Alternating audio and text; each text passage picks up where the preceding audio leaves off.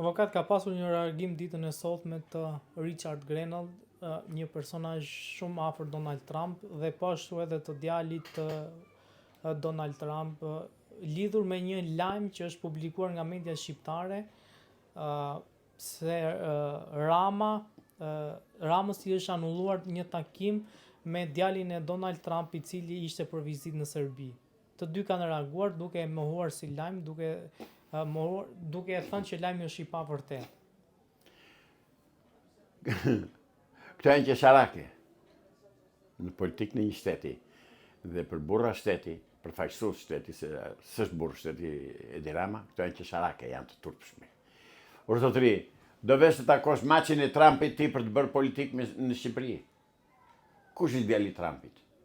Çfarë funksioni ka në shtetin amerikan? Zyrtar. Ka ndonjë funksion? Jo. Përse i duhet? Që të korruptojë, të jati nëpërmjet të birit? Që janë këto mërë? Këto janë pislëqet që i kanë bërë këta, i kanë pasur në modë, që nga 41-shi që krijuan partinë komuniste Mgosha me Popovicin, dhe ashtu i kanë bërë marrëveshjet të rjetën. Kërcisin çizmet e Garashaninit këtu në kone miqësisë shqiptare-jugoslave, ku nuk fliti për flamuri shqiptar apo për pavarësinë apo për Ismail Qemalin. Këtë punë kanë bërë këta të rjetën, gënjejnë. Po është e pamundur të ndodhë kjo me amerikanët. Pse përhapen këto lajme? Gënjejnë, mashtrojnë simpatizantë të tyre. Është e thjeshtë. Ja shikoj ti që i ke këtu. Përse vjen këta pas tyre? Përse vjen? Të më thonë mua. Unë kam mbështetur Partinë Demokratike në protesta, me mendimin dhe me besimin që Partia Demokratike do punonte për mirëqenien dhe për rritjen e ekonomisë në Shqipëri. Sa mora vesh, pislëqet janë bërë gjatë viteve 92, 97, po që i mora vesh tani zyrtarisht nuk thuheshin, atëherë unë them mos ja pafshabojnë. Të njëjtin gjë duhet bëjnë të gjithë shqiptarët e ndershëm që duan të bëhet Shqipëria. Nuk bëhet Shqipëria me lobime, o njerëz. Shqipëria bëhet me punë dhe me desh dhe marrëdhënie direkte korrekte. Unë di që edhe njerë do të kthem politikës amerikane, ose shpifjeve që bëhen në emër të politikës amerikane, u them që këto nuk do bëhen, këto pislëqe që thonë këta. Dhe nuk do ketë lobim dhe kthim heqjet e non gratës Sali Berishës. Nuk do t'i hiqet, më në kot lodhen. Kot lodhen. Nuk do t'i hiqet. Janë mashtrime që i thonë për të mbajtur njerëzit rreth vetes. Nuk është e vërtet. Kështu. Avokat, si po e shikoni fushatën elektorale? Më turp s'ka ku shkon më, si gjithmonë. Po mungojnë ato sazet që na vinin në kohën e Enverit, në orën 5:30 të mëngjesit, fillonin sazet këtu te ky sheshi qefti këtu, valonte gërneta dhe daullja, dhe vinin ata të kryesisë frontit, derë më derë, shpejt se na e kaloi bloku tjetër, shpejt shkoni votoni se votuan më përpara ata, ca turpe që s'kishim ç'bënim se ishim detyruar, ishim në burg të madh. Tani s'kam nga ato. Këta dhe të vazhdojnë të bëjnë ato që kanë bërë të rjetën, mashtrimet që kanë bërë të rjetën, ne s'kemi që bëjmë, janë në pushtet, të dy palët janë në pushtet, se opozita është pushtet, zotëri, opozita nuk është mas amorfe. Është parti në pushtet dhe opozita. Bashkë qeverisin. Dhe bashkë kanë qeverisur deri tani. I kanë bashkë gratacijelet dhe kullat. Avokat, ditën e sotme është nënshkruar një marrëveshje mes një kompanie shqiptare dhe një kompanie turke për të ndërtuar një uzinë armësh. A besoni që Shqipëria do të armatoset ashtu siç duhet të jetë një shtet që të ketë mundësi të mbrojë vendin e vet? Shqipëria ka qenë armatosur që mund ta mbronte vendin e vet, dhe shqiptarëve nuk u është thënë ku shkuan armat.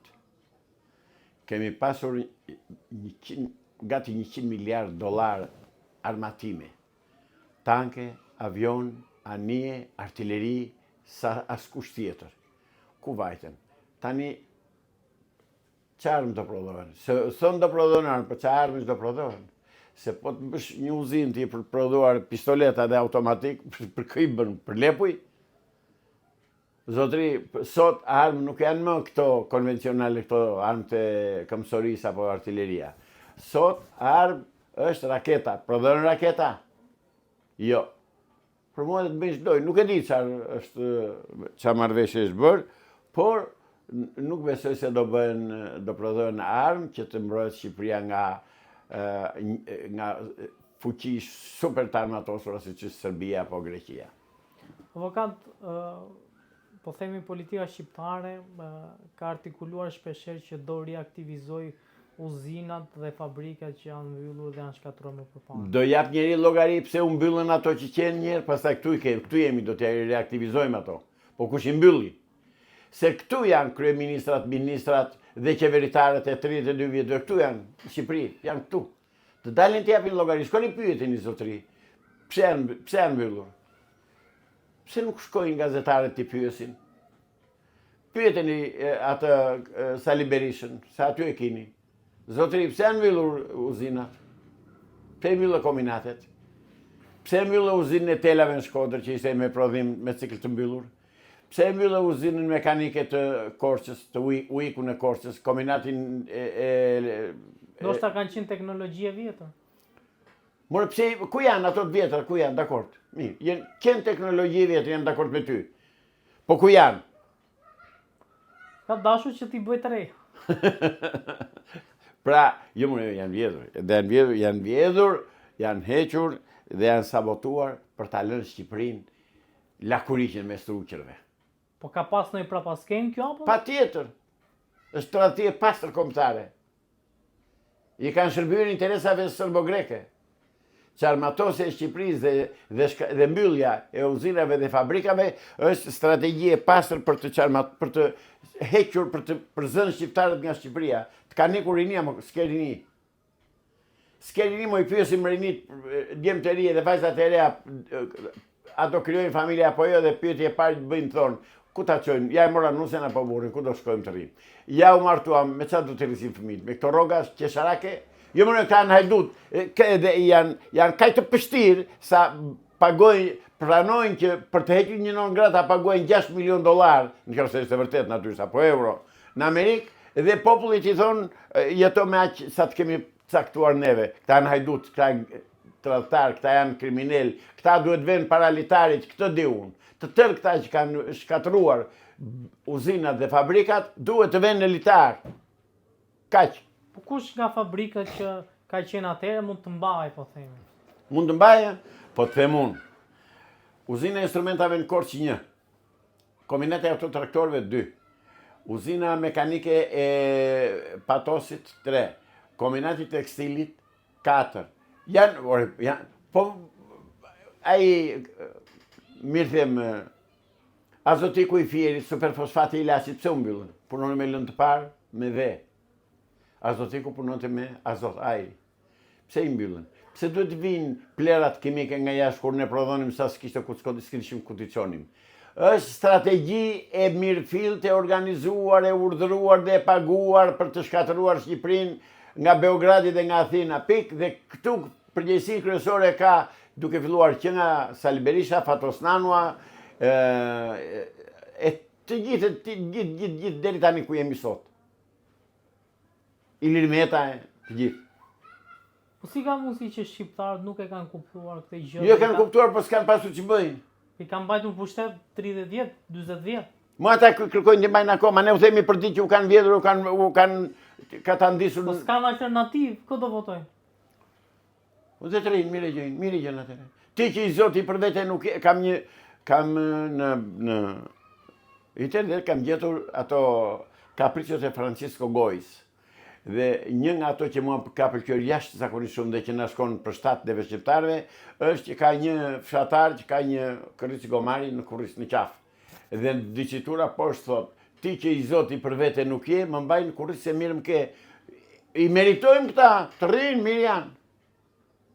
Të rrinë mirë janë. Ja, urdhoj, pe aty të ven prapa, deputeti pse i ven prapa. Këta kanë bërë një kod zgjedhor që ajo që e tradhtia që ishtë bërë qytetari shqiptar dhe demokracisë në Shqipëri. Me atë kod zgjedhor këta do veten përjetësisht në pushtet. Dhe të tërve u leverdisa e kodë zgjedhor, se vend të tërë pas shefit, pra janë banda. Ora janë banda gangsterës e kriminelës, mo 2 partit. Po si do i luftojmë avokat? Si do i luftojmë? Këta me të mirë nuk ikin. Këta do ikin vetëm nëse i zhduk Amerikani, Shtetet e Bashkuara të Amerikës, që kam besim absolut që do t'i heqi këta, do t'i shqyrojnë në pushteti. Ka po lobojnë në shoba, po japin lek. Ore, thonë, këta që bëjnë ashtu, unë nuk e besoj. Këta nuk besojnë pra si gjë. Ore, 2 duar për një kokë janë, po mimo, duan të shtirin të vdesin shqiptarët, po në djallë të sëmë së venë. Dhe të vdesin, ore. Më ka zënë që jetoj këtu, s'kam që bëj. Po zërin tim do t'a ngrë, fjallën time do t'a therë. Se kur t'a di që sa të dalë këteti, më vrasin. Ne nuk kemi bagti që t'na komandoj Sali Berisha të na vërë në rjesht, tallet, i ka mashtruar shqiptarët të rjetën. Kanë ndihmuar dhe ndikuar dhe kanë urdhëruar e planifikuar dhe realizuar arratisjen e shqiptarëve në Perëndim, të krahut të punës, të rinisë, të forcës gjallë punëtore, me qëllim që të lirohet vendi këtu e të bëjnë resorte. Avokat, shkojmë drejt për kohën. Edhe unë ju falenderoj juve.